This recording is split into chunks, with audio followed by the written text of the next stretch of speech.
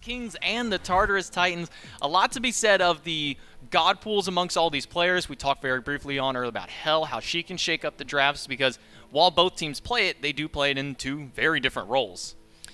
Right, so I think my best guess is that the Hell is not even going to be in this set. I think it's shown to be quite a problem around mid and solo for the Kings respectively, so I expect it to get banned. The first ban being Emoji here from the Kings. That's a little surprising to me because I know Genetics is a Emoji player himself here. Obviously their second pick, but I'm surprised they decided to ban that away.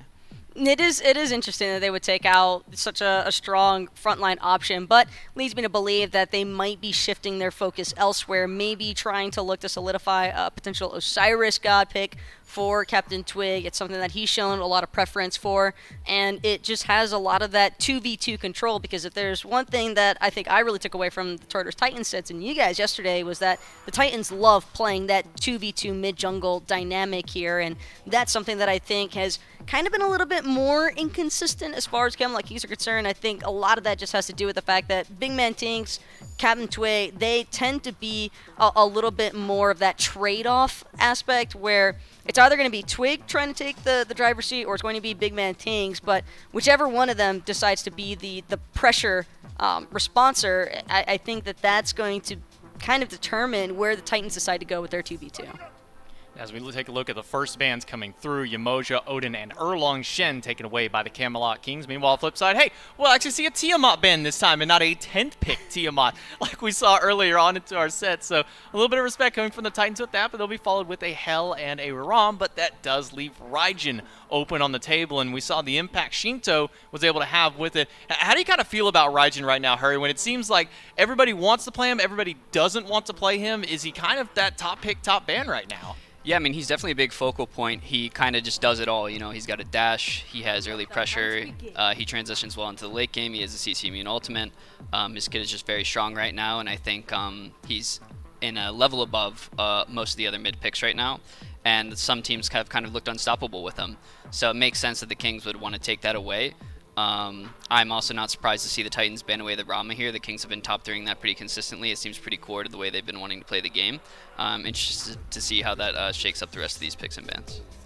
Do you see a Khepri immediately picked up here by the Titans, taking a little bit of a shot at Genetics here at Taco, making sure to take one of his more comfort picks. In fact, if I'm not mistaken from what Gormizer told me, undefeated on this Khepri pick so far is Genetics, so making sure to take that one out of his hands and getting their dual lane locked in almost instantly here for Aurora and Cyclone. Well, it also poses a pretty big threat towards the Kings, because I think Tartarus Titans are a team that loves looking for that single target focus pick pressure style of play, and so when you have the Khepri on your side, not only do the Camelot Kings lose a nice counterplay opportunity through that Scare's Blessing, but I think it could arguably even make the Tartarus Titans be able to double down on early to mid game pressure as well, because you already have the Artemis. Artemis, I think, having a little bit more freedom and mobility due to the fact that the Kings chose to ban that Odin, so a huge AoE threat kind of removed from that Artemis, but Gilgamesh can kind of be problematic, but again, I am still seeing a little bit more of that single target focus, and Amir can maybe alleviate some of that just because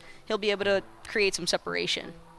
You see Raijin, Gilgamesh, Ymir as the first picks here for the Camelot Kings. So we got the mid 3v3 action holding out here. And Haruan, if you're looking at these three kinds of gods, what options are you maybe looking towards as a mid laner? Well, first of all, I just want to point out the Kings have sort of just gotten all of their top picks in these respective roles as well. I have to imagine these picks work well in the 3v3 together too. You know, these are what the Kings want. And if I'm on the other side, I don't think I particularly love a lot of picks into it. I personally like the Soul into the Gilgamesh because she just has a natural response in her kit with her 3 to the Gilgamesh ult. So that's what I would go towards. We have seen Paul play it. I would be interested to see, well, it's banned now, so he won't be picking that. So I actually don't know what he'll be picking into. We might see some weird Chronos action or something. Who knows? I don't know what lives that right now. Hey, great minds think alike for you. You like Soul against Gilgamesh? Well, why don't we just ban the Soul away when we pick up that Gilgamesh? Alongside it will be a Chernobog ban and an Osiris, who has been one of the top bans in that first set. I think he was banned away every single game. Will kind of manage to sneak through here, Taco, going over towards that jungle role. Wise of the Titans to lock in this Osiris before that 4th, 5th banning period, because as you can already tell, Kings definitely taking note of that Camazot's influence that Tartarus Titans have been very heavy on as of late. And with the Morgan Le Fay now coming in as the response here, this is definitely a little bit of a risky move, I would say, from Paul, because Morgan, she has the knockup, she has the fear, but on that same note, I think that the range from Raijin and even Gilgamesh's capability of being able to kind of jump right into the back line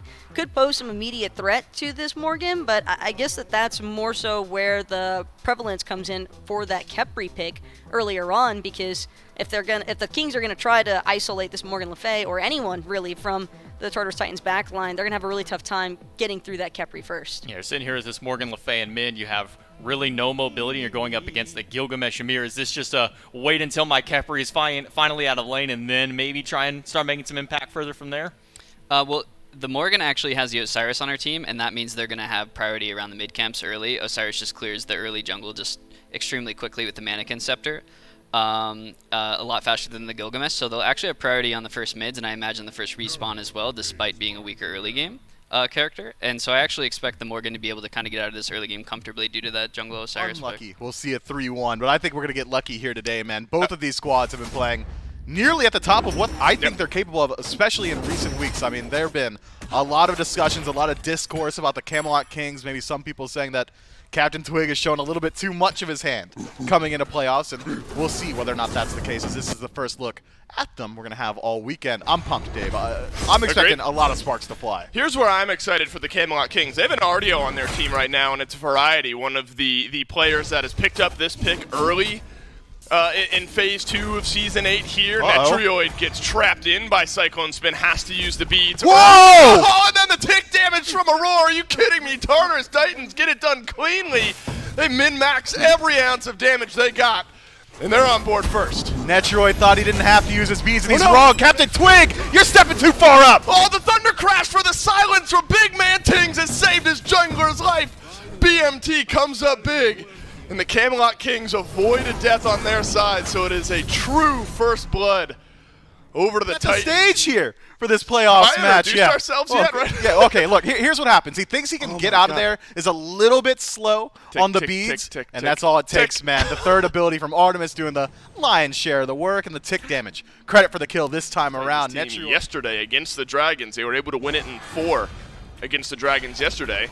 Was Layers in the jungle. Good lord. Outpacing Sanford Soccer at points, and so Layers not even having to do that here early. Feels pretty good. Great abduct by Aurora, but Captain Twig still has to leave, and then it's a double freeze from Genetics. A great chance for the Kings to get a kill on board, and Netrioid is the one who benefits. Aurora will scurry on away, and the Camelot Kings have answered back. Tough situation for Aurora. Sometimes you play perfect and you go unrewarded, and that's exactly what happens here. Uh-oh, Layers in on the return gank. Netrioid dashes away. Isn't enough for the time being. Layers will chase him down, and Layers will get the kill. Paul in range for the assist, so a little extra benefit to the Titans. I like Netrioid's just mentality there, though. The second he drops that dash, realizing that there's no world, I'm walking out of here. So the best case scenario for me is that I can either find a return kill if Layers makes some misplays, or potentially force someone back to base. Genetics on the purple buff. Invade. I'll do you one better. I'll get a lot of damage on the Layers.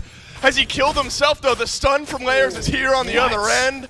And Cyclone Spin gets the purple and a kill. Overzealous play from Genetics there. Alone thinks that maybe he's able to find the kill on the Layers, and simply not the case. If the Titans feel, Miff, to your point, like they need to, whether or not they want to or not, because that is a pretty decent investment into what is a pretty quiet amount of healing. Layers with Cyclone Spin and Aurora has found Captain Twig here, and too much CC. Captain Twig, no chance. I guess that's an invade, but the Titans just kind of walk in, and Captain Twig overstays. Felt like a miscommunication from the Camelot Kings there. Captain Twig does find a 3-man ultimate, but Genetics and Netrioid weren't stepping up. They didn't help them at all. Twig drops, wins a Shamash, gets abducted, gets trapped, and gets removed. Fury for the Tartarus Titans now. It's only Netrioid and Genetics in range. Paul can weave in some damage here. Wow. A lot of damage onto Genetics. Will Netrioid take this one away? No, he won't. The Tartarus Titans get the Gold Fury and widen up this gold lead. Is only going to get more and more value from the Scarab's Blessing as that levels up. Layers has done a quietly phenomenal job of just making sure that the rest of his team is able to farm. Oh, good wall from Genetics. Slows down the engage onto himself, but not onto Netrioid, who has to Wow. run away. Hit Cyclone Spin. He's been hitting them all game. Netrioid, no good on the escape. And Cyclone Spin, great on the damage. 3 kills now in the back pocket of this Artemis. Being the only neutral objective that is feasible in this point of the game could create a situation where the Camelot Kings can force a scenario in which they just outnumber the Titans, but it seems like the Titans are privy to it, and they're going to go ahead and pull the Pyro now. It's interesting, we're seeing a lot of Apollo here this weekend. Netrioid can rotate into this if there is a fight brewing. Tartarus Titans have pulled the Pyro, and they will Wow. not secure the Pyro. The Camelot Kings have walked in, stolen it away, and it looks like that's all they've come for.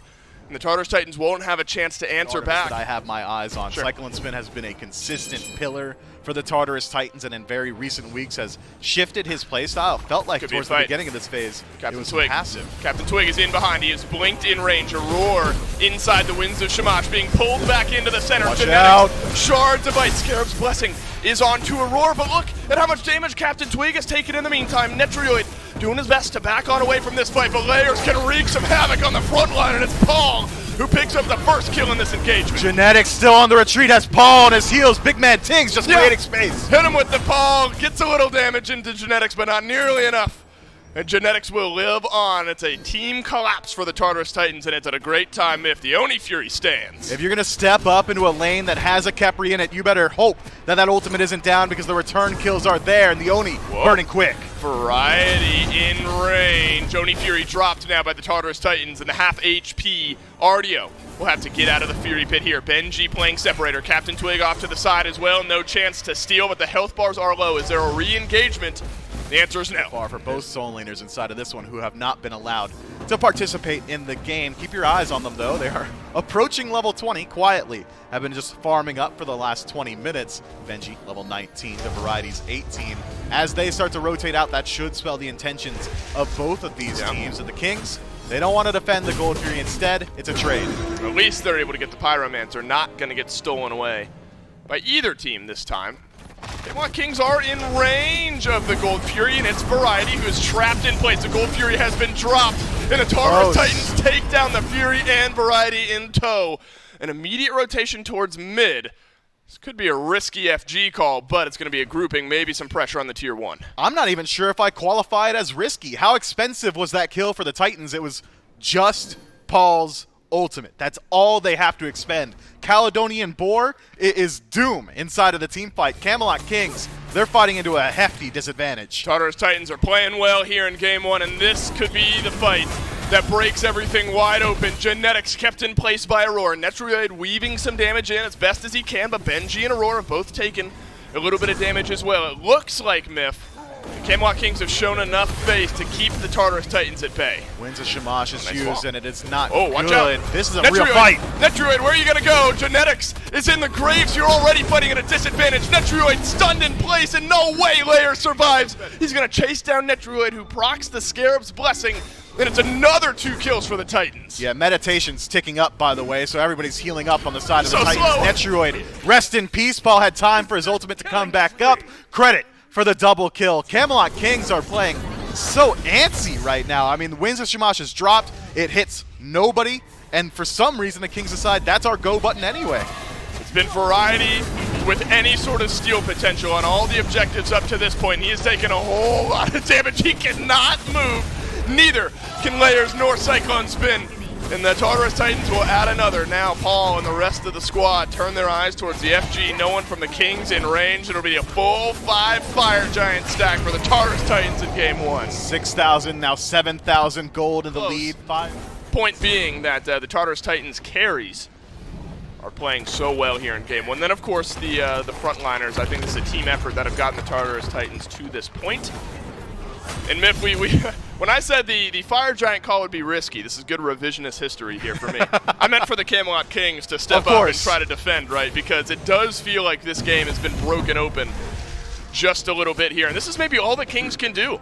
Let's send Apollo and Gilgamesh to the right side and try to find ourselves a win condition. That's going to be the case here, opening up the right Phoenix. Layers, though, is forced to back, and he might be just enough to stop this push. Captain Nobody Twig's else positioning. Oh, never mind. Cyclone Spin is going back, as well as Aurora. Looked like for a moment the Titans were going to hang around, see if they could push their advantage in mid. Are you going to get collapsed on now, though, is the question. Yeah, Netrioid is bailing himself out, but Captain Twig doesn't have that same ability after that. And so some damage from Paul, connects from range. The last bit does not. Sidestep from Captain Twig, and then the blink to maybe secure his escape here. Netrioid, oh, he's one shot by Cyclone Spin in the mid lane. And I guess he chose to drop down there out of the ultimate, and now you're without your Hunter for 45 seconds. Here's the thing, Netrioid. You haven't won that 1v1 for 24 uninterrupted minutes. I don't understand how you think that it's the right time to step to Cyclone Spin just there. No, that does not work out for you, and as you highlighted, 35 seconds with your Hunter in the grayscale. Fire Giant still on 5 members for over a minute and a half.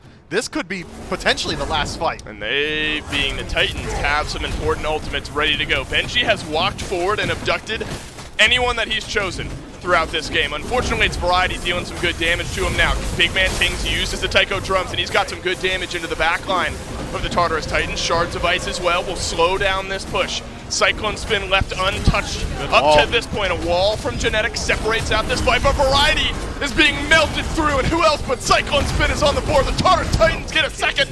Cyclone Spin with the double, and now you're back and respawning for Big Man Tings and Netrioid, the Titan being siege. And Myth, it looks like the Titans have started off this best of 5 with a win. They sure have. This is burning quickly. Netrioid trying his best. No, and his best is not going to be enough here, Mifflin. Benji will burn him on down, and the rest of the Titans turn their eyes towards the Titan. Game 1 to the Tartarus Titans. And it was convincing. Make no mistake, this was not a fluke. That was a concentrated effort. They expected to win that lane, so I think that was a pretty big disaster to see them fall so early on. It was kind of crazy, too, because once Cyclone Spin got that first blood opportunity in the duo lane, it was just so difficult for Netrioid to ever try and recover it, and for good reason. It's an Artemis, and whenever you get any sort of snowball potential and you have the ultimate protector, in a sense, with that Khepri, it just opened up so many different initiation options for the Tartarus Titans. And even when we saw Twig trying to be proactive, same thing for Variety and Genetics even, they were just immediately shut down and counter-initiated. And a big part of that, I think, was just due to the fact that even if the Camelot Kings had a nice initiation, they just didn't really have the follow-up damage they needed because their carries were just too far behind. That Artemis drop right there at the Fire Giant was something that I was talking with Hurry when we were in the break room watching that. And that was probably the worst case scenario for him to get caught because he was caught on the ring, then had a lava pool spawn under him, and then he also had all the damage coming from Cyclone and Paul just peppering right back at him. And one thing that for Variety you kind of highlighted over towards him is he's just kind of showing up late towards these objectives. Yeah, well, ultimately the Kings just sort of fell behind. They made a desperate play in the duo lane to try to get a kill on Aurora's Cyclone. That didn't necessarily go their way, and they were kind of behind. Picks and bans for game number 2. Camelot Kings taking the first selection after their loss against the Titans game 1. What kind of changes do you think the Kings maybe need to make in this round of the picks and bans?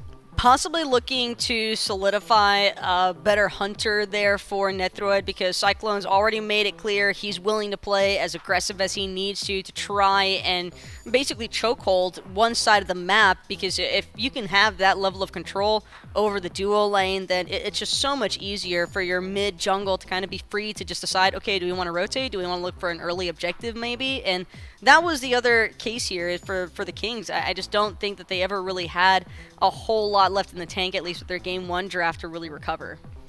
Yeah, I'm going to be interested to see if he is going to be able to get his hands on his Rama. That's what he's looked most comfortable on, and it was banned previously, so we're going to see here if it does end up getting banned. Again, this game, I do think that, there it goes. And honestly, I think that, Netrioid needs to look better in this next game. He needs to look comfortable, and his team needs to help him get to that spot. This last game, they had the Osiris jungle pressure, and that kind of stopped any attempt at any kind of early gank they could have put against the Titans duo lane, and I hope that the Kings maybe look to take the Osiris away here. I think that will put them in a much better spot pressure-wise and map-wise, so we'll see what they do. So maybe somewhere in this top 3, try and look to get Netroyo at something a little bit more comfortable than that Apollo. Izanami has kind of been his second go-to when the ROM has either been picked from him or banned away from him. We'll see if they elect towards there. But instead, Genetics wants to go with one of his old premier picks here with the Khepri. Was taken away from him last time around by Aurora. Now he's got a chance to see it, wants to have it back for himself. Kind of bold, though, to first pick Khepri outright, because Khepri, I think, probably one of those picks where you definitely want it to be more vague in a composition, just because when you take it this early on, it's not like Tartarus Titans in Game 1 where they took the Artemis and the Khepri as the first two. It's just when you take Khepri, it makes it a lot easier for the enemy team to basically build a plan around handling that revive early on. I think control through the Caledonian Boar is going to be already a strong introduction, and they could also look to just take that Osiris yet again 4 layers, or just leave it as a flex pick in general, because we've also seen Benji run it. And so far in the last 6 games that Genetics has played, he's played Ymir in 3 of them and Khepri in 3 of them, at least up until the playoffs. Just right now with it is able to get there. But his last 3 Khepri plays have been 3 victories. He went 1-1-20, 0-1-11, and 0-0-9 with it. So pretty strong performance of this Khepri. We'll see if he can make anything with it. But the Titans, they're able to pick up something that really helped them start out that duo lane so strong by grabbing the Artemis and putting Paul back on the same pick he had last time with Morgan Le Fay. How do you feel about a top 2 Morgan Le Fay? I think that they decided it was a big part of why they ended up winning the first game, and they want to make sure they get it this top 3, because I think it'll probably get bottom 2 banned. I think it did look quite strong. I think once he kind of got online, he has a lot of poke with that range on his 3. I think that was making life pretty miserable for the Kings once they got behind. I kind of like it. I think it kind of potentially shut down the Gilgamesh pick too. I think they showed its strength into that pick as well, so we'll see how it works out. Going with a little bit of semi-global presence of their owner. I shouldn't even say semi, it's full-on global presence with this Chernobog locked in for the Camelot Kings. You think maybe this is the answer that Netroya needs? Definitely a smart response from the Kings, because in Game 1, that was the 4th ban that the Titans actually opted for. So having Netroid on a pick that I think has kind of been his secondary default. I know that we've seen him on the Izanami as well, but I think that he has definitely looked a little bit better on the Chernobog, and Chernobog arguably a little bit more safe as well, has a little bit more aggressive opportunities as well against that Artemis, because his 1-2 combination with that Crystallized Curses Fish Barrage is very nice, since Artemis isn't as mobile as some other hunters, so you can just get early poke out opportunities. But seeing the Erlong Shen paired alongside this Morgan Le Fay, I am noticing a lot of counter crowd control, which I think is always going to be important when dealing with the likes of this Khepri.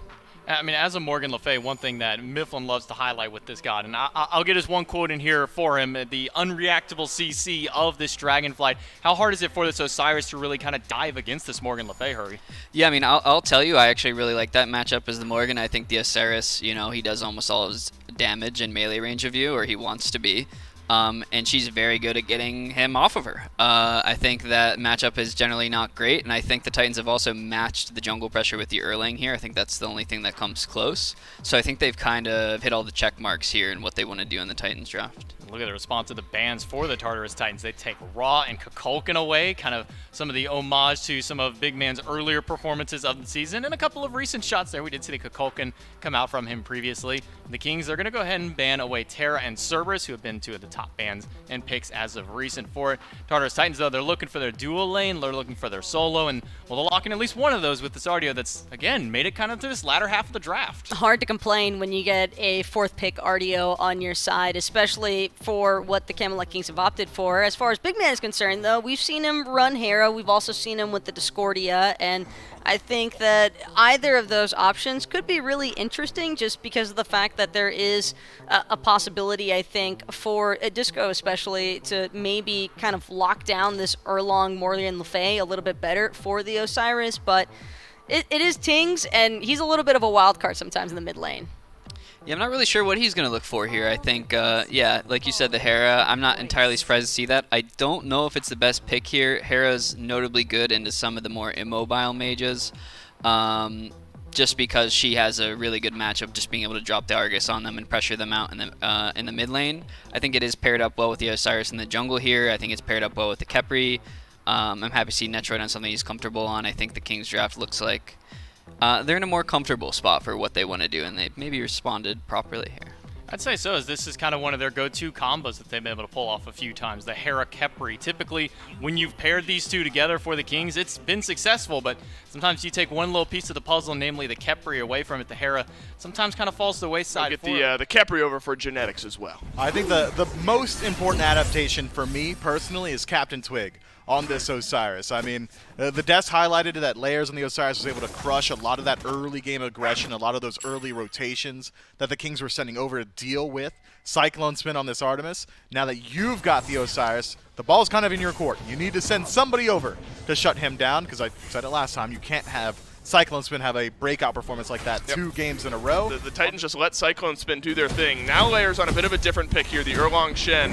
And there is potential for pressure, isn't there, in the mid lane with a pick like this? Something Hurrywin said you got to be mindful of. Yeah, Big Man Ting's so immobile, doesn't have the survivability of the ultimate. Going to be a little while until he gets that shield leveled up as well, so it could be an opportunity for Layers to get involved. But I'm not going to deny the possibility that we see another performance like Game 1 from him. If Cyclone Spin just pops off, if Paul gets off to a roaring start, all Layers really needs to do is create space. Instead, it's Twig getting aggressive early in this lane. Paul slowed, knock up off to the side, and Paul will live. The pressure from Captain Twig is the first bit of jungle pressure we've seen so far here. Similar things can be said about this Morgan Le Fay, but now it's Layers who's blinked into the mid lane. Captain Twig, low on health, low on mana, will escape. Both junglers showing up in the mid lane. Difficult to play, and that makes my only Penta ever in Smite on Artemis all that much more impressive. You gotta stop. Look, I might be putting myself down a little bit there. My only Penta ever on Artemis. Tartarus Titans will get this Gold Fury here for themselves, you think. Netrioid. Whew, caught me off guard a little bit there. Jumped into the wall, out he goes. No steal potential on the Titan. I think it's just fine if you're looking to dive onto Big Man Tings. That's the only reason I'm probably going for Heart Ward this early on. You could say, yeah, it's just a triple magical composition from the Camelot King, so you've got more opportunities to benefit from that defense as Pyromancer is pulled out here, and it's actually burning pretty quick when they decide to hit it. Oh, it's the first Argus of the game, and it's towards Paul, but does not hit Paul. And so Argus now down, lasts a little while, so at least on the map for a little bit here. But it's a bit of a Pyromancer bait for the Camelot Kings. Tartarus Titans don't bite on the bait. Instead, it's just going to be pressure now for the Camelot Kings. Paul's going to have to back away while a little bit of damage tickles in onto that tower. Slight rotation in here from Aurora. The Fafnir to the right side of the map for the first time this game. Variety, half HP, plenty slowed, rooted in place. You're going to need more damage than that to get the kill. Yeah, and you're going to want to do it a lot more quickly because he's got probably around 90 HP 5 right now. He's essentially a walking stone of Gaia as Pyromancer is being looked at. Good call, Dave. Tartarus Titans. Thanks, man. I think they just got it, man. I mean, I think they do. So much space created by Benji. No way to walk in. Yeah, the Camelot Kings start it, leave, and then the Tartarus Titans are in a position where they can definitely fight in. And I think they have to. Primal Fury could spell the beginning of the end. And Big Man Ting's going Obshard here after Chronos Pendant and Soul Gems. So you've got early burst and early damage with those first 2 items, then you finally get some penetration in there. Oh, they're starting. With the Obshard. And they are starting. The Tartarus Titans are starting up. The Primal Fury here. It's a transformation from Aurora. Coerce spreads out to the rest of the team. Disarm onto Genetics. Argus drops down onto Aurora. The first big fight of the game that we've got so far. Polymorph. No good onto anyone, and Argus is dispelled quickly. Captain Twig in on the chase down as Netrioid ults in as well. Lord of the Afterlife on 2. That's all she wrote, unless there's a catch out here on right. Variety makes his rotation in, finds Benji and Genetics against 4. Genetics taunted back in, and first blood, 16 minutes in, goes to Cyclone Spin. Second blood, looking like Captain Twig. If Benji can chase this one down, who am I kidding? It's Variety who's left alone. Cyclone Spin's got a double. More of the same here in Game 2, and it's the Artemis heating up. Captain Twig still trying to retreat, but he cannot outrun a ferret. Layers credit for the 3rd kill in this one, and this is exactly what we were talking about, Dave. The Camelot Kings do exactly what they did in the first game. It was a Hail Mary play instead of that tier 1 tower on the left-hand side that loses them the game, essentially, as Hurrywin calls out. Now it's the exact same thing. Oh, we lost the Gold Fury. We have to get something back. Dives too far into the Tartarus Titans side of the map, loses 3, and now potentially the Fire. Titans playing like a team that do not want to leave much up to chance. A date with the Leviathans in the finals on the line, and Netrioid's got to use his Aegis. Fire Giant goes down with ease for the Tartarus Titans. Goes down, Fire Giant goes down. You've got every tower still standing, so you think this gold lead that has already ballooned to 5,000 is only going to get worse, and they truthfully only made one mistake, did the Camelot Kings so far. That has got to really hurt the mentals. We have to keep our eyes on them and whether or not they're able to stick themselves inside of this match. Look at this rotation, though, Dave. Yeah. The Kings want Benji. I wonder what the Tartarus Titans look to do here, because they haven't grouped up as 5 yet with this FG buff. Instead, Benji and Layers will be in a 4 versus 2. Tier 1 tower down on right. Cyclone Spin, or Netroid rather, has ulted to the right side of the map, but Benji not taking that much damage here. This is a big investment from the Camelot Kings on the right side of the map. Can the Tartarus Titans delay those backs? Because right now it's only Genetics who is back in base. A couple other members of the Camelot Kings follow them in. Whirlwind of Rage and Steel for the CC immunity. So Variety is going to get chased down on the right side of the map. Titans unable to get the Fury on the left. Variety will fall here shortly, and it looks like the Titans on left able to survive as well. And there's the chase down and the kill for Benji.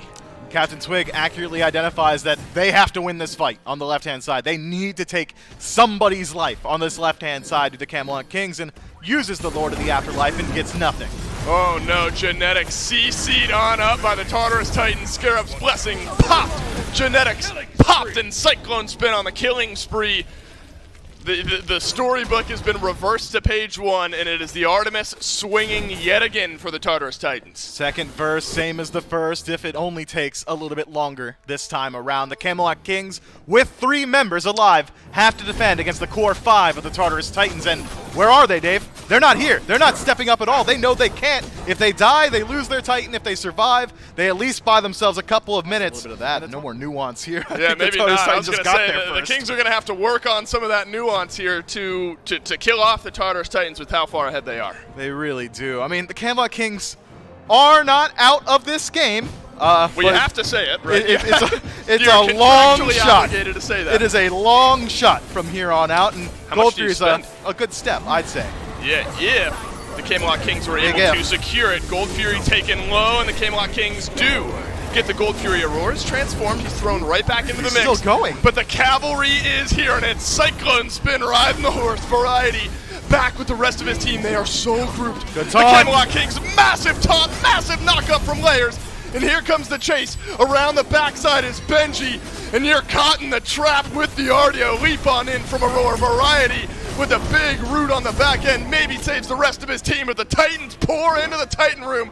Game 2 on the menu. No Fire Giant this time. They got to do it the old-fashioned way. Camelot Kings with 3 trying to put up a defense. The Kings have their carries, but the Titans do as well. It's a big engage for Captain Twig, and that's where all the eyes of the Tartarus Titans go. Cyclone Spin weaving in the damage from the backline, but a lot of damage from Big Man Tings is connected, and the Camelot Kings live on. The Tartarus Titans forced to retreat this time, but not with tails tucked. They are happy with how that fight pans out. 2 for 0, and Fire Giant barreling to the earth right now as we speak. The Tartarus 0 kills in game number 2.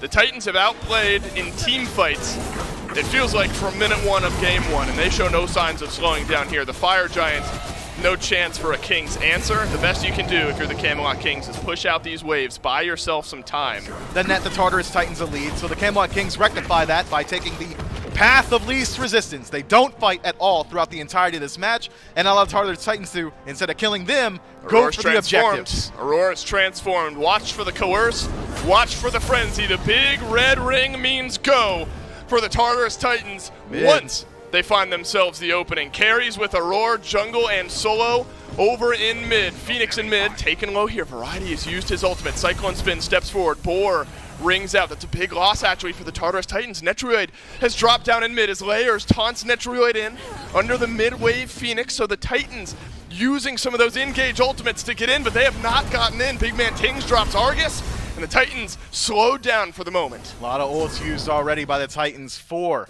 down on the Chaos team, There's but the there's ring. the frenzy. Let's go. Aurora wants to go, and he wants to go now. Cyclone Spin will take down the last bit of health on this right side Phoenix, and Netroid being chased on down into the wall. He goes. Beads gone. Aegis up in 20 seconds for the Camelot Kings carry. And the Titans have got what they came for here on right. 1 Phoenix left. Make it 2 as the left side respawns. Titans playing this one slow, playing this one smart. Mid Phoenix has already dropped so low thanks to the have no efforts ults. of Layers, though. It's going to be very easy to shut this one down. Variety, the front line, has to play perfect. for Benji Kings. blinks forward, gets a stun onto Genetics, but it's an immediate polymorph. Genetics, early Scarab's blessing. Variety would have loved that one, but he won't get it. Genetics, Big Man Tings, Netrioid being controlled by Benji, and Captain Twig has been left alone with the rest of the Titans. Right side gone, mid lane gone, left side Phoenix is crippled, and it'll be finished off here by the Titans. All 3 Phoenixes down, and the Titans 4v5 for 30 Watching the seconds. Tartarus Titans. They know it, Dave. The second these ults are up, the second Aurora transforms into the dragon, that should spell go. And Frenzy is in 5 seconds here as well. Coerce plus Frenzy equals go, but instead it's Layers who equals go. The Camelot Kings have been engaged on in the back. Cyclone's been deleted by Big Man Tings. The Titan defense looking great for the Camelot Kings.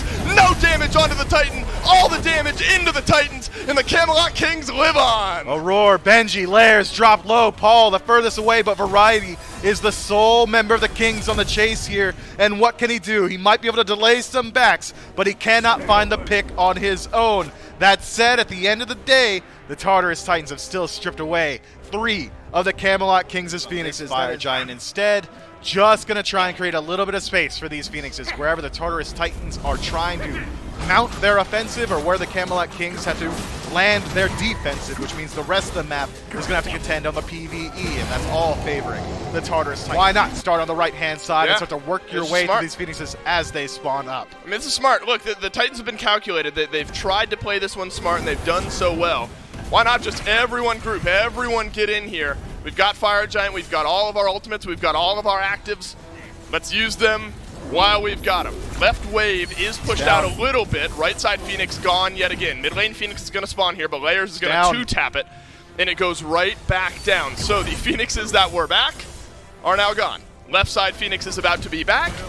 I have to imagine if it's going to be gone, and the Camelot Kings are going to do their best at one more Titan defense to keep their hopes alive in Game 2. And I don't even think they're allowed to let the Tartarus Titans into their Titan room. If they're given that much space, I don't care how many members of the Kings are still alive, Variety it'll agrees. fall. Netrioid agrees as well. Hammer onto Netrioid. That's going to slow down this turnabout. Captain Twig has found the Cyclone. back line. He's found Cyclone Spin. Lord of the Afterlife is massive, and Twig has bought so much space. Scarab's Blessing, perfect from Genetics, but look at Layers. He's killing the Titan. Oh, and it's out of the Tartarus Titans. Won't need a team fight. They just need a jungler, and Game 2 is in the books. You might have found Cyclone Spin, but you forgot about the jungler hiding in the midst, and he walks immediately in the Titan room and shuts it down. Well, before some of the smaller objective fights, I know at one point in mid lane, Big Man Tinks dropping Argus onto essentially no one, but it seemed as though he was trying to get aggressive with Paul. Yeah, I think Big Man was really trying to play like that mid matchup of the Hera versus the Morgan, which I think is something that he likes, which is why we saw him pick it. And he tried to overextend to maybe get that ult a few times before some major fights, and then he didn't have it. So yeah, I think we saw the Kings just try to be a little too overambitious in a couple of these situations, chasing out after a Gold Fury. I don't know if you remember that play as well, J-Man. Yeah, a couple of moments there where it just felt like they were on 2 completely different books. Captain Twig goes in with an ultimate, finds 2 on the landing with it, and Netroid, who had dove in with the Chernobog ultimate. And as soon as the Twig ultimate lands, we're like, all right, cool, this is a perfect opportunity. And Netroid dashed away, and then later, about 5-10 seconds later, that's when the Camelot Kings decided to go in. So just kind of playing on 2 different pages right now.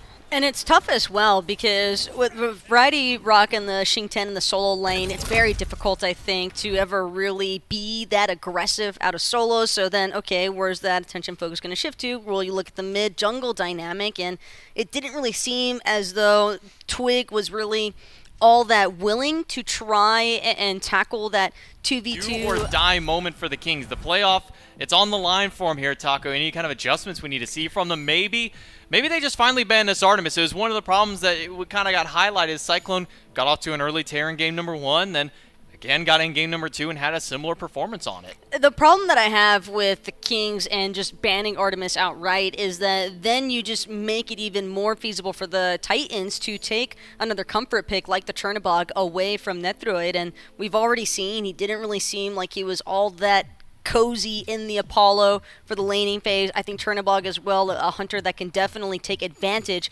of some of those laning phase instances, or even just shift Cyclone over to the Izanami. That's another really aggressive 1v1 opportunistic matchup there, and no surprises at all, really, to see the Titans if they choose to ban away that ROM just again. But I'm a little surprised, honestly, that the Kings have taken this first pick position. I almost wonder if they toyed with the idea of going for second pick purely because of the fact that they have seemingly struggled in these first 2 games. Yeah, no, well, we at least see that the Kings are banning the Artemis away, which I think was a big problem for them in these previous 2 games. Cyclone just looking fantastic on this pick. We do see the Titans banning away Rama again, so Netroid will be forced onto something else once again. The Kings also banning Erlang Shen in this case, which I think is something that hasn't really been maybe highlighted as much as I notice for myself as a pro player, but I think if the Kings go for an Osiris first pick here, I think that will set them apart in the pressure from the jungle in the early game, and maybe they can be more active than they want to be. They are going to go with the Raijin. I sort of disagree with that. I think if the Titans are going to pick Osiris now, but I certainly don't think it's a bad first pick. Yeah, Raijin's hard to ever feel like you can really go wrong with such a nice burst mage, but I'm kind of a little bit more in your direction with this one. Leaving open the Osiris for the Titans just means that by default, the Camelot Kings could struggle around a lot of those early mid-harpies, and that's something that you and I were talking about, mostly you pointing out the fact that if you get those first couple of respawns, then you're going to be hitting level 5 prior to the enemy team's mid-jungle, and then you just can decide from there how aggressive you really want to be. And they've let through the Khepri and the Osiris, so Osiris is going to be going the way of the Titans along with the Khepri one more time. He was there for Aurora in game number 1. The Genetics picks it up for himself as a first pick last time around, but the Kings, their prioritization is towards this Raijin. They want to try and get some mid-early establishment for themselves, and now with these next 2 picks, maybe try and get Netroid something early here, maybe take that Izanami, put Cyclone a little bit further in, kind of just give him something comfort, maybe something that he can have some good repositioning with as well. I think I'd be a lot higher on this RDO if it wasn't for the fact that there's an Osiris already locked in, because I think that some of that team sustain that RDO can introduce during some of those more stretched out engagements, or even just like these farm heavy matches like what we got in game 2 or the Afterlife. That's immediate anti-heal, and it's also something that can directly force a very aggressive play against this Raijin early on. With the third lock in here for the Kings, it's Ardio and Gilgamesh teaming up for themselves. So they got 2 of their frontliners, and that leaves the Titans open for one more pick. 2 bans and then another pick beyond there. It could be looking at a Hunter now, and maybe that expects maybe some Hunter bans coming from the Titans in the second phase of it. There is potential again for the Izanami or the Chernobog. I think that they are both really strong assets currently, given the fact that they have a lot of protection. But the Morgan Le Fay, I think, might be exclusively for the fact that Paul has just continued to look fantastic and uncontested on this pick. Yeah, I mean, I think that he has the liberty to pick a mid laner that might not be the greatest early game. When he has the Osiris jungle, like I pointed out before, he can kind of skate through the early game without having to worry about losing these early neutrals. And I also think Morgan Le Fay transitions very well in the matchup against Raijin as time goes on. He makes it pretty miserable to walk up into the melees and clear the wave. You know, her harass, her fear kind of stops what Raijin wants to do, and she kind of gets the upper hand as she gets items. Man, we get all the way through here and we completely forgot about the fact that Yamoja exists, and I think everybody did for a moment, as she is banned away by the Titans in the second phase alongside the Chernobog to take that one off of Netroid's hands. And when we look over to the flip side, the Izanami we've been highlighting so much in this segment of the desk is taken away by the Kings. So now we're going to be looking just how far deep into this Hunter pool are these 2 Hunters willing to go. You've got both the mid laners locked in, so you don't got to worry about that now. But with this Khepri Osiris, you know, what kind of carry do you think maybe Cyclone brings out here, Taco? The Cyclone is probably just going to look for a lot of early game pressure, and I think that when you see the Hercules, this is kind of a Benji staple, I would say, or it's just one of those things where a Hercules against the RDO, because I'm assuming that this is going to be an RDO in that solo lane position. You want an aggressive Hunter because Hercules is going to be aggressive, able to force a lot of purification beads, and I think realistically, a Cyclone has a lot of different options to get off for here. Yeah, now neither of the Hunters have been picked, which is sort of rare to see until the final picks here. I'm actually very curious because a lot of the top Hunters are now gone. I think the Kings might go back to the Apollo, although I don't love it with their team comp. Hachiman, I think, makes a lot more sense in this case. We saw Barra do very well with him earlier on today. And that makes me wonder what Cyclone is going to go, because I don't know what he could possibly want with their team comp unless he likes the Apollo too, which I don't think he does. There's a chance for a Ho Yi. He's made some appearances here and there. Doesn't have the CC Immune ultimate though, which I know is probably a little bit more desirable, but he's got a decent matchup into that Hachiman as far as the 1v1 is concerned, and I also just like it for the slow potential, but it looks as though he's taking a page out of Panicat's book here with that I think Danzaburou. Hurrywind worded it well there. The Kings, we know they can play good, clean Smite, but we have not seen it up to this point, Myth. Yeah, here's the thing about how they've got 2 kills so far in 2 games, and this is the You're right. first seed You're right. coming into Game 3. Tartarus Titans were a dark horse with recent roster changes, and now they're kind of doing they're it to back them. to being a dark horse, right? They were dark horse and they weren't, And then they were. and now they are again. Oh, not anymore. I don't think so. This again, first seed, Camelot Kings. They're number 1 in the league, and you wouldn't believe it just looking at the play on field. This the is way it's been. interesting. Yeah, Variety better not get pulled. This is a nice little game of chicken, because Rocket is dead. Yeah, not good. That's just how it adds up. That's simple arithmetic for the Danzaburou. Ooh, Captain Twig sensed the impending jump from the Tartarus Titans and jumped himself out. Blue buff invade looked at for the Camelot Kings on the left side. There's a jump out there as well. Benji secures his blue buff alongside Layers. Camelot Kings, because the win condition on the left that we talked about was Cyclone Spin getting some help from Layers and getting off to a good start. no. Benji jumped on. Can the Camelot Kings get first blood? Finally, Benji gets a little bit of healing. The last bit of damage rolls through, and it's Captain Twig starting off Game 3 with the that we've got to work on. If we're the Tartarus Titans, finally some pressure onto Benji. Luckily onto Variety. My goodness, I'm all over the place. Pressure onto Variety, who gets pulled under the tower.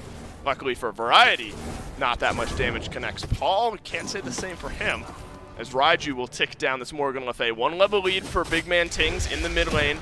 And this is a matchup now that we've seen a couple times here in this game. But continued pressure on right is something we've wondered if we would see. Aurora blocks the hammer this time, but it's not the type of block you want.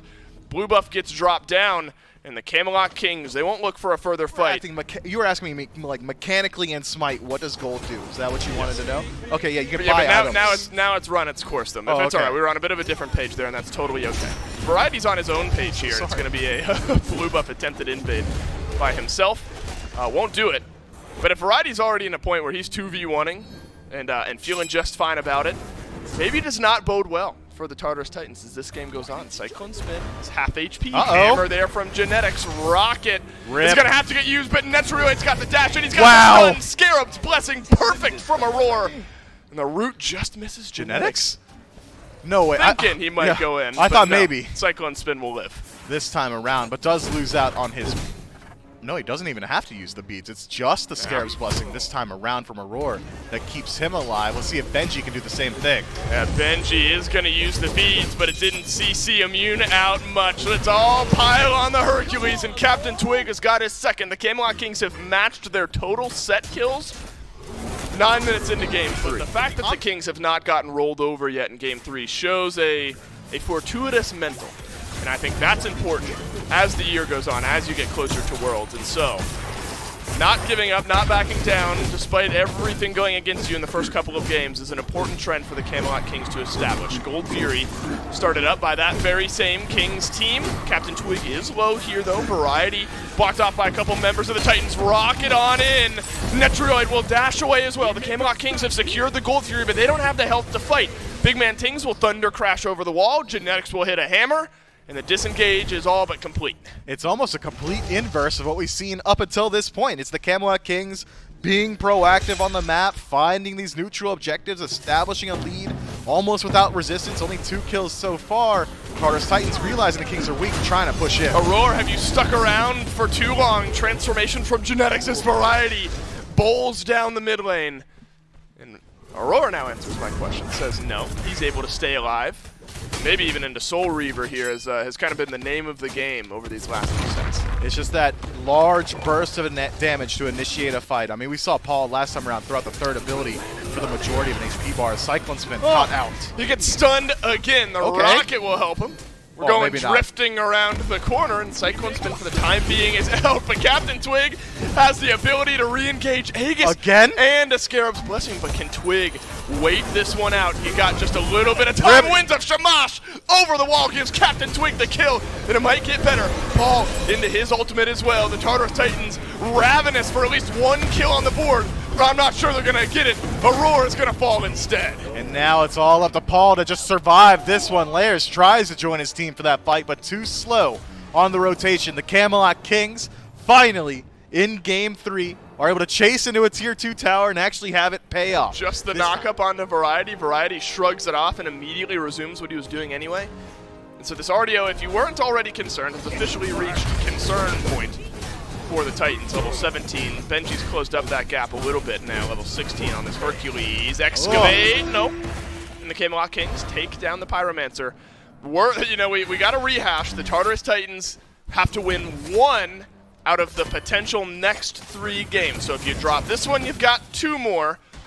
And for the Camelot Kings, you just got to take it 1 game at a time. And if they're able to close this one out, your job does get a little bit easier. Cyclone Spin's looked for those rockets a couple of times, and this is another one that doesn't quite hit its mark. Gold Fury, Oni Fury rather, is pulled here by the Tartarus Titans again, just trying to find Nice something pull. on the map. Genetics pulled and pushed right into the back line, but Genetics wants to be there. He's going to transform. Cyclone Spin deleted by the 4-0 Captain Twig. Oni Fury goes to the Kings as well. Now Frenzy gets used on the re-engaged Captain Twig chasing down one.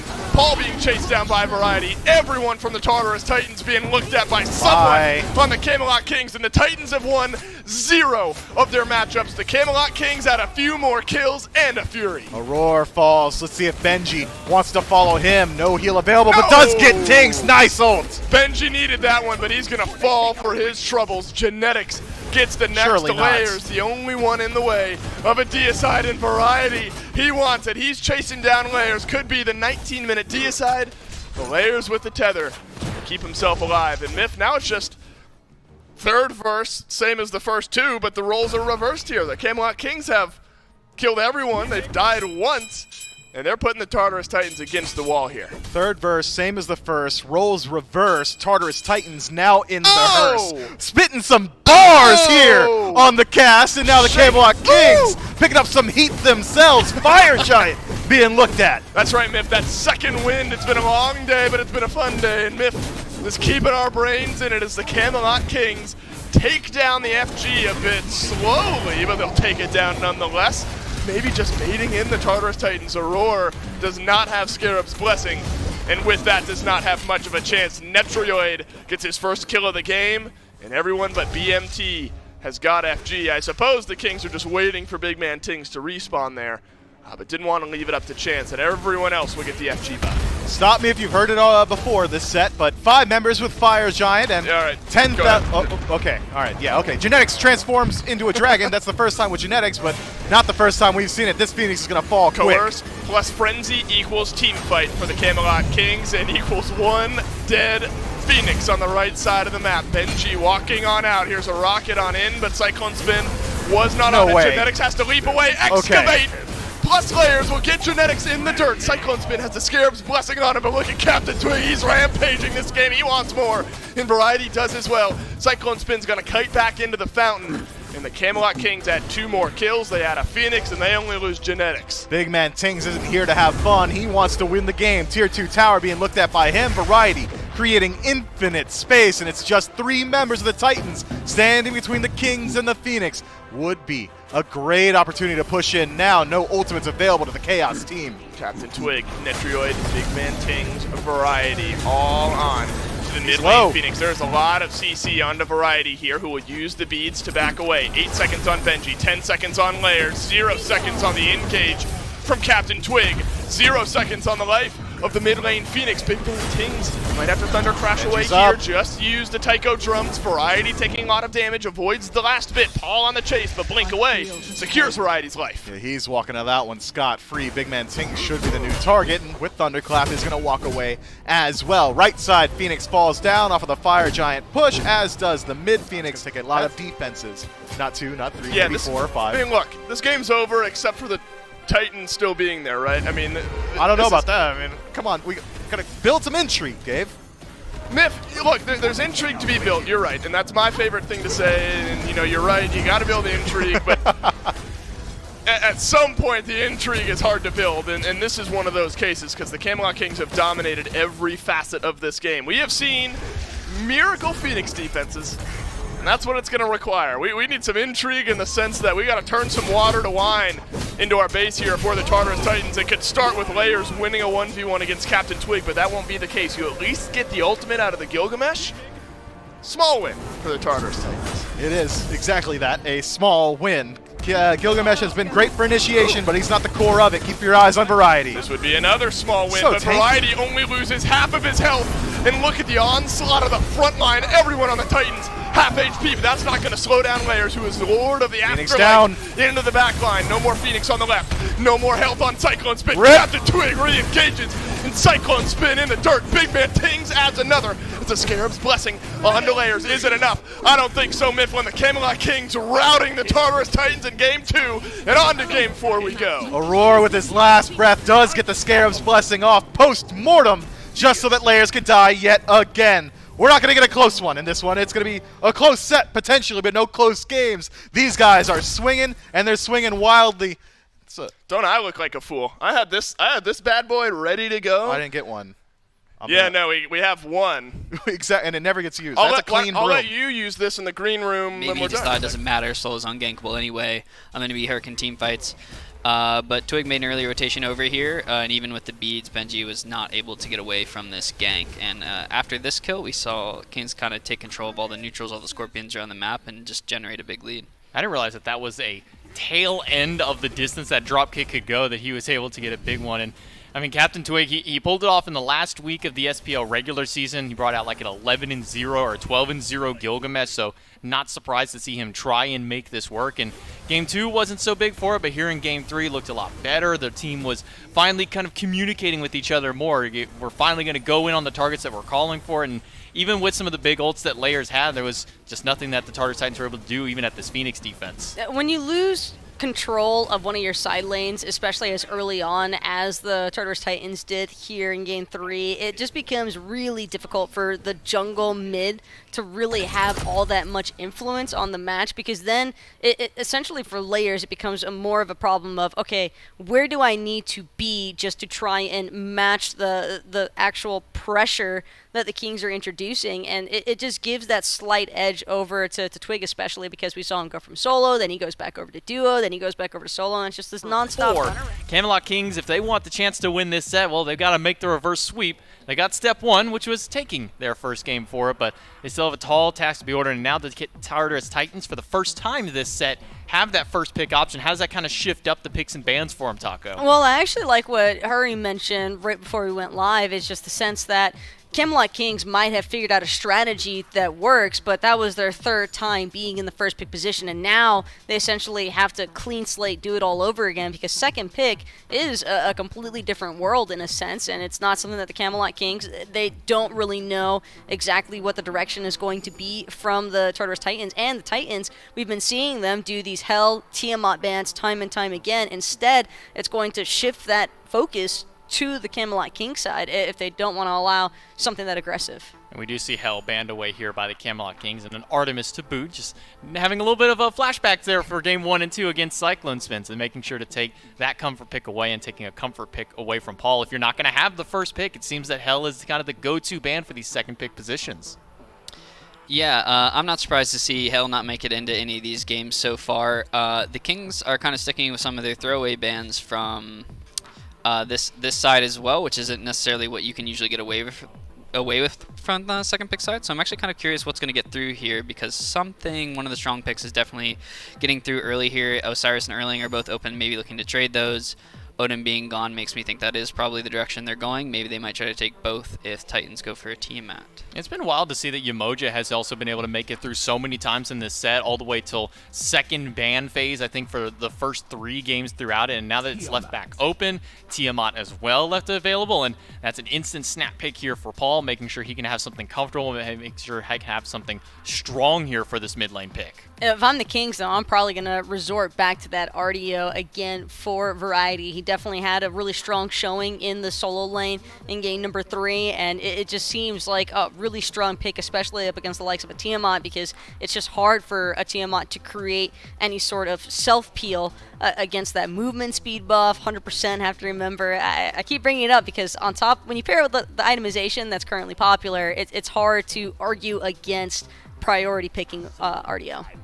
And picking a Fafnir to boot alongside it. Hurry, when you're staring down, let's put it into your shoes here. You got Tiamat, you got one of the premier mid laners, but now you're staring down the barrel of RDO Fafnir. What's kind of the picks that you're trying to lean maybe your front line towards grabbing here? Yeah, I think he's probably not going to go towards the Hercules again. I think he saw why that's not necessarily the best matchup, even if he does go the beads. I think we might see him pick the Cerberus here in the top 3. That is what he was going before, and I think that's his preferred Guardian pick. I wouldn't be surprised to see that again. I'm not surprised to see the Erling as well. That means the Osiris is open, so he could go that as well to try to deny the jungle pick from the Kings too.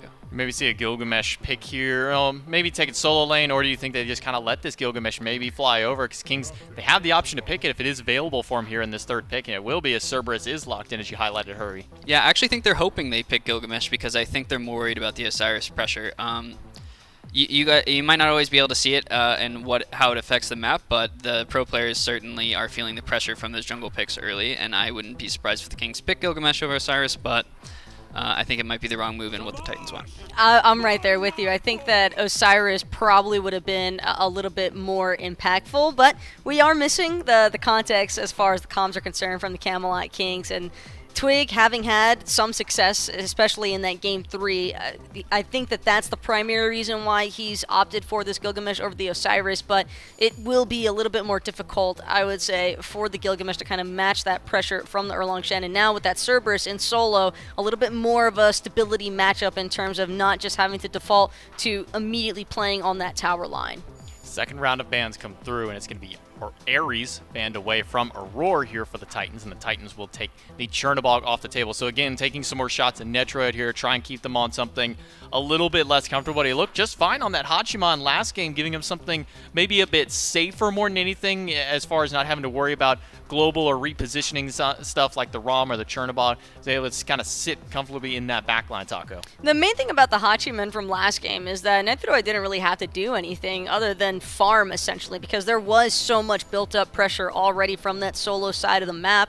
I like that the Tartarus Titans don't bother trying to ban that Hachiman away, because I really don't think that that was an issue. It was more so just another element the Kings had in their back pocket because of the fact that they had so much success stemming from elsewhere on the map. And so if Cyclone Spin decides to look for an aggressive pick, I think that it would probably be along the lines of the Izanamis that we've seen from him in the past. Paulo could potentially be played in his favor as well, just because of that global element. Is going to be Hachiman locked in on the tail end of the bans for the Camelot Kings. As we see Raw one more time banned away, and probably the only player in the league that I imagine we're seeing any kind of Raw bans here. Camelot Kings, they've got their mid laner left. You know, where are you kind of putting the books here, Hurry Win, for maybe that mid lane selection? Well, they went to the Hera before, I think, when they got this low in the draft. I wouldn't be surprised if he had faith in that pick and tried it again. I'm not necessarily about that pick, but it is definitely something that they've seen success with, and I wouldn't be surprised if he goes back to it. I do think he might have picked the Raw if they didn't ban it, because it is some mid-pressure as well. But I'm not exactly sure. We've seen maybe the Baba Yaga, I guess. We haven't seen that out of him in a while, but I can't really imagine that he has anything too valuable, unless, of course, they're still playing Janus, which they haven't showed yet, which I think is obviously a fantastic pick. You don't have to. But I'm thinking about a feast, and we'll have to get there. I invited you out to dinner. You said no. When? Like 6 hours No, ago. I mean, when's dinner? Oh, like whenever this set ends. I think everywhere's going to be closed by the time the set is over, if this one continues on the way it has. And this is so important. I love contextualizing the state of the set before we really get into the meat and potatoes of the game itself. Felt like they were there, whereas Layers, maybe not by any fault of his own, didn't quite have the same impact. Nobody on the Tartarus Titans did in game number 3 is what I'm looking for here. Variety gets a double stun, but Layers has locked him in place, and Variety will walk on away. And so the RDO, maybe that's where you put some early pressure here if you're the Tartarus Titans. The first item in the Blackthorn tree.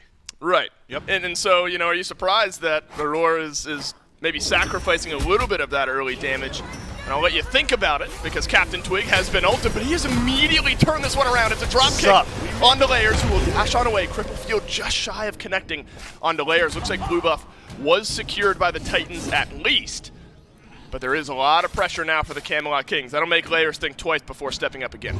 Yeah, I think you're right to bring up the Blackthorn selection here, or rather the lack thereof from Aurora. Still does have the opportunity to move in towards it after the Thebes, and it will slow down his early game ever so slightly. It tells me that the Tartarus Titans are kind of looking towards that late game. Yeah, that's a mobility ability. Cripple Field stops that. Brutalize. Cripple Field stops that as well. So it means that Aurora, with a tanky build, isn't going to have like a stone sword. It's all abilities. Layers blinks in, taunts in, Cyclone Spin on the board first. Some damage from Big Man Tings does fly in, but it's the Tartarus Titans getting a clean first blood onto Captain Twig, who is all alone by the red buff. Dave, correct me if you know the answer, but I'm pretty sure whoever's gotten first blood in every single game so far this set has won the game. Yeah. So far this Titans set. in game 1 and 2. Camelot Kings in game 3. Off to a good start, right? We'll see if history repeats itself for a 4th time here in this game. The Tartarus Titans not shying away from pressure. Invade onto the blue buff, but has Layers done too much? He will walk away for the time being. Variety just short on some of the damage, and Variety turns around, heads back, hammer from Genetics, and hits Layers. And the Tartarus Titans fall one. It's the Camelot Kings able to grab a kill, but Variety pulled right back into the fray. Paul has joined the fight on the right-hand side. The last bit of damage onto Variety is dealt by Paul. Paul, though, does fall immediately afterward. Captain Twig, credit for this one, and Variety lives for much longer inside of that fight than I think anyone would have expected. He got off 3 or 4 heals for his entire team. Turn things around. This Fafnir has been so impactful so far in Phase 2 of Season 8, and Genetics has been one of the best at piloting it. It's a blink on in and a knockup from Layers, and the pin over the wall. Just shy, though, is the taunt back in, but Captain Twig takes the portal, breaks the ankles of the Tartarus Titans. Is that enough to keep them alive? Aurora not wanting that to be the case. Will take a tower shot on the back end. Should be a kill here for the Camelot Kings, and it's Genetics who ends up answering. Jungle for support trade is one the Titans will take every single day of the week. Looked like to me that might have been just an accidental play from Captain Twig stepping into that portal. Unfortunate situation. At any point in the late game with a through space and time, you don't even get to evaluate the scaling potential of this Izanami. She's just going to get one shot inside of the fight. That said, if you're just talking about Hunter versus Hunter, you probably give it a Cyclone Spin. If you're talking just what is probably or probable of these mid laners, you're probably giving it to Tiamat as well. Camelot Kings have a much more high execution composition, and Tartarus Titans have better ease of play. Pyromancer secured by the Tartarus Titans. Taunt in from Layers will keep Genetics where he is, but it's a transform to buy a little bit more time. Paul with the up-down puts Genetics in the dirt, and the Tartarus Titans have pulled the kill lead back towards themselves. Variety's low here. Winds of Shamash out from Captain Twig separates this fight. Big Man Tings lets a snipe fly, but it connects on an 0-1. Pyro +1 to the Tartarus Titan. You just immediately die. Luckily, at 2,000 gold, at 18 minutes, this lead not back-breaking enough to make either team shy away. Both mid laners opting for a very similar build here, if not the exact same. Chronos Pendant, Soul Gem, Soul Reaver into Obshard. So we've seen a lot of damage from Paul connecting. Unfortunately, the Giannis second to last on the damage chart, Smith. So we have not seen what Big Man Tings can do just yet. But that's where the Hurry Wind impression comes in. Sometimes all it takes is one. Yeah, eventually it works 100% of the time. That's a direct Hurry Wind quote, so keep your eyes on BMT. I mean, if you keep resetting the rate, eventually. But it hasn't worked yet. 100% of the time, it will work sometimes. It will work for the rest of the game, maybe. 100% of the time. Hey, look at Twig. There you go. Thanks, Smith. Twig gets taunted in by Layers here, and Cyclone Spin combines for some damage in the Gilgamesh down. Now the Tartarus Titans operating with this one-man advantage. Big Man Tings through the portal, and that's left Variety to get Ragnarok back in. Some damage from Tings. Connects onto Aurora, though. Netrioid charges back in. Look how low the health bars are on the Tartarus Titans. Big Man Tings through the portal. Puts Aurora down. It's a dash away. Cyclone Spin's got a double. And the Tartarus Titans pull this fight back, and they put 3 down, 4 down on a triple kill from Cyclone. Big Man Tings now on the retreat, and he's going to have to run. Paul actually taking out a lot of his HP on the chase. Is going to be a reset now from the Tartarus Titans. Cyclone Spin still alive. 5-0-1 for the Izanami, by the way, as Big Man Tings is hovering. It's going to be close. Paul avoids the damage. Benji's here. Might be able to take it.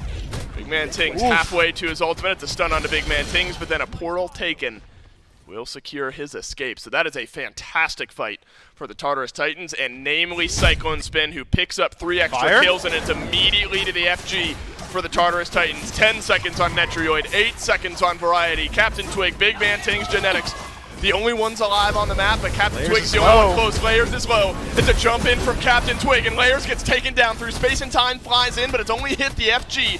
Benji burns away at Genetics. Captain Twig is low here as well, and the Fire Giant's been dropped. Has been. Maybe Genetics still tanking it up, has not reset just yet, but finally the Camelot Kings do let this one go. Tartarus Titans and Layers in particular just sticks around 2 guys, so be it. As long as he's burning 1 or 2 sets of beads, that means that Aurora's got great targets. Whoa, Captain Twig's been jumped on in mid, and Captain Twig will jump out, does not take the portal, and back goes back the quicker way, and that is in a box. Layers puts him there. Now Aurora jumping onto Netrioid here. Ragnarok will chase down this Hachiman. Aurora's taking a lot of damage, though. Can the Camelot Kings get this kill? The answer is yes. Yeah, game fatigue setting in. 3-man silence from Cyclone Spin. Buys some time for the rest of the team. Watch out, the jump in from the Tartarus Titans might catch out the Camelot Kings. Cyclone Spin being walked at by Variety on the back line. Genetics jumps on away. Netrioid finding the damage onto the front line, and no one has looked at Netrioid on the back end of that big stun. 1 for 1. Aurora down. Captain Twig is down as well. That's a trade we've seen a couple of times. It has been, but I wouldn't call it a trade this time around. 2 people just took turns getting picked inside of this one. Captain Twig, maybe the fatigue sets in, maybe forgets where the Tartarus Titans are standing, steps up to the tier 1 tower mid, loses his life. Genetics 90 seconds left on those beads, and Big Man Tings rather loses out on the Aegis, so 2 minutes on that one, whereas on the other side, it's really just Paul that uses his. The Titans with a 5,000 gold lead starting the FG. Frenzy gets used and Genetics is jumped on, but there's no damage on the back end. Netrioid uses his beads, but Ragnarok eventually onto Variety will deliver a 2-man stun to the front line of the Tartarus Titans. Winds of Shamash swirling on around from Captain Twig here, and the disengage from the Titans is quick. Vision advantage on this right-hand side, but keep your eyes on the relics in the pockets of the Tartarus Titans. 1 sentry from Aurora can change all of that. Once Benji gets his ultimate back up, there's massive blink engage potential onto the what will be 3 sets of beads down for the Camelot Kings. Aurora jumped in, found Variety. Ragnarok pulls him right back in. Taunt from Layers sends him back the other direction, though. Genetics will transform. It's a weak point. Paul has gotten the damage onto Variety, and that's the opening kill for the Titans. Genetics has to run away. Aurora's been taken low in the meantime. Nearly dropping a kill are the Titans, but they have found one. It's on a great target, Variety. Yeah, not ideal initially, as it is one of the tankier members of the Camelot Kings, but Paul's damage is nothing to be scoffed at, and Variety does fall to one of the very last ticks of the tornado. The disparity in the damage, 21, 560 for Paul, and less digits for Big Man Tings on the other side. Just 9,000 damage from this Yanis. Twig's got to step up. Tings has got to step up, and Genetics, he's got to step up to defend this fire. Tings does not have through space and time, and there will be no defense. The Tartarus Titans can see it. They can visualize themselves in the finals of the Phase 2 playoffs, and it might happen. Maybe the most within check we've seen in RDO since this pick started getting locked in. Variety has walked in and gotten melted down effectively every time we've seen it in these fights. We haven't seen that dominant King Arthur-esque playstyle where you can do what you please. And the Kings are going to need that under their left Phoenix here. You got to look at the map state. Right side wave for the Camelot Kings. Mid wave under no threat. There's still 2 towers there. Instead, the Tartarus Titans plus Tiamat minions looking left. Tartarus Titans just have to burn through a couple of cooldowns here from the Camelot Kings. Keep your eyes on Genetics and Twig's ultimate. Benji dropped low, is able to disengage, but it costs nothing to the Kings here. No ultimates expended, and I mean it. Once Winds of Shamash is down, once that Dragon Transformation is channeled, destroy them. Dominance inside of the build. One of the best stims in the game for a Hunter. I think that really, even if Layers is able to move his way to any of these Phoenixes on his own in a split push situation, similar to what we saw in Game 2, he could do it all on his own as well. The Camelot Kings have put themselves in a position where their play has to be perfect if they want to win. The Tartarus Titans have a cushion of a lead. They don't have to play nearly as well. Genetics walks forward, uses his beads, but there's still a Ragnarok. There's still a chance to get an opening kill here onto Genetics, but was it a bait? Genetics will transform here, taunt through from Layers. Genetics gets pulled right He's back out. in, but jumps right back out. Layers has maybe overstayed, but Cyclone spins in for a little bit of peel. Captain Twig, the closest one to the rest of the Tartarus Titans, is on the retreat here. Genetics expends the Dragon transformation as well as the Frenzy, wins the Shamash, used just to the peel as well. Fire That Giant's might about spell to the come end back. of it. Yeah, Fire Giant should just go to the Genetics has Titans. to go back. Genetics has to go back, and the Tartarus Titans They stopped might him. be able to delay it. Genetics gets back to the fountain. Watch out. Big Man Tings is left as well, but this is a separated fight. Netrioid jumped on by Benji, but Variety will slow down the Cerberus as Netrioid lets some arrows fly towards the Cerberus, who will leap away.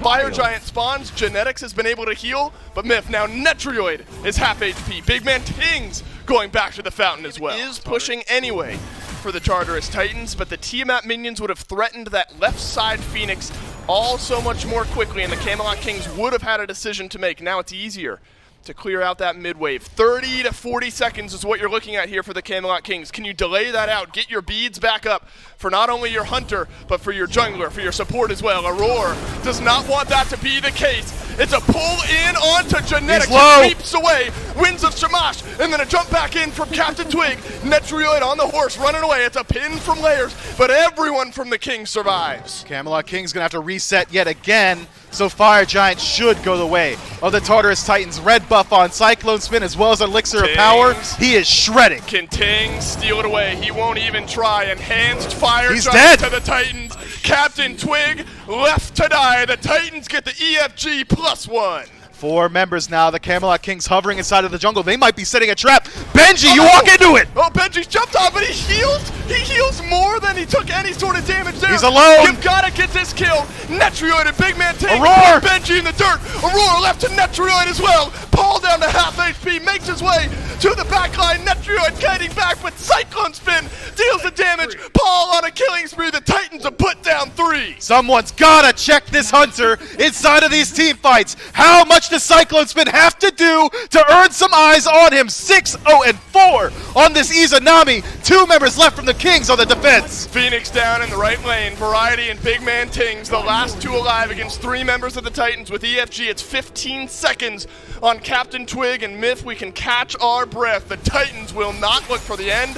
They'll look for the mid lane Phoenix. There's a lot of damage backloaded here with Big Man Tings, but it won't connect. 2 Phoenixes down. It's going to finalize that build. And this is the smart play from the Tartarus Titans. You've got 1 minute and 45 seconds left. Aurora? On some enhanced Fire Giant buffs, Aurora gets his bubble popped. But the Camelot Kings can't walk back into base from here. They're going to have to go the roundabout way, and the Tartarus Titans may be a bit quicker to close on in, but they won't.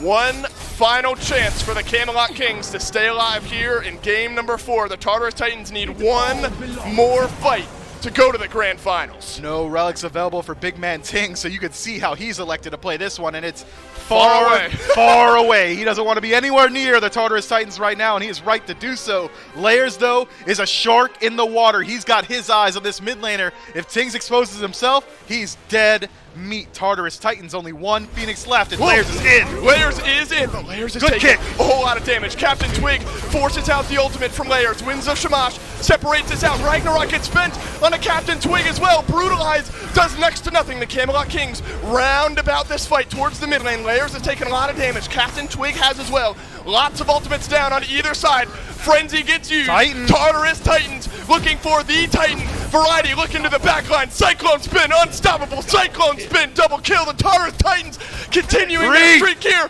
3-piece for Cyclone Spin. Game 4 win to the Titans. We'll see you in the finals tomorrow. Congratulations to the Tartarus Titans. They were dominant in this set, only dropping 1 game, and the Camelot Kings, to their favor, do look good in that one, but that's the only time they look good inside of this set, There'll be Dave. different dynamic develop here between those 2 teams. A lot of the bans and priority picks will probably be similar, but both these teams seem pretty hot right now. And I don't know. I just think it'll be a banger of a set. Let's say that. What do you think about this, Taco? Now, you're the only one in the office who did predict that the Titans would make it this far, and you knock out 3 of the other casters with the predictions. So now, it's you versus 2 more. I think is what Gore and Aggro had the Leviathans. You still got some faith in the Titans here. I think the Titans, based off everything that I've been watching from these guys, I really don't think that Camelot Kings put enough respect on some of the new synergy that's come into play. I think they picked the wrong end of the bracket to try and jump into, because I think it would have been pretty tough against the Dragons as well for the Camelot Kings. And when it goes down 3-1, I think it's kind of evident that the Tartarus Titans at least felt very comfortable in terms of what sort of strategies they were going to implement to sort of prevent a lot of this Camelot Kings pressure that we've been seeing between their double Guardian compositions. It seems as though genetics wasn't even really all that much of a focus, as much as it was just throwing a Roar, throwing Benji onto those heavy aggressive picks and just letting them generate enough space and consistent beads burn applications so that Cyclone, Paul, layers, they could all just kind of pop off. Cyclone especially 9-0-5 got to end the set and move into the grand finals off a big triple kill at the Titan Room fight, and just so much space created for him. I mean, look at the damage numbers across the board. 42,000 for Paul, 27,000 for Cyclone. Both of these carries putting in some big work. As you said, a credit to their frontliners kind of allowing that space Cyclone for them. love embarking on. And there's some nice little places nearby he could always go for. But let's take a look at the bracket if you missed any of the action so far today. If you're only just now tuning in for this last set, we had the Leviathans take on the Bolts as our first match of the day. That ended in a 3-1 for the Leviathans. Tartarus Titans with a nice 3-1 victory here today over the Camelot Kings. And now that puts us to the grand finals taking place tomorrow, 1 p.m. here back at everything going for it. Atlantis Leviathans versus Tartarus Titans. The Leviathans, they finally beat the curse. They finally were able to topple the Bolts, get rid of that curse that was haunting them for so long.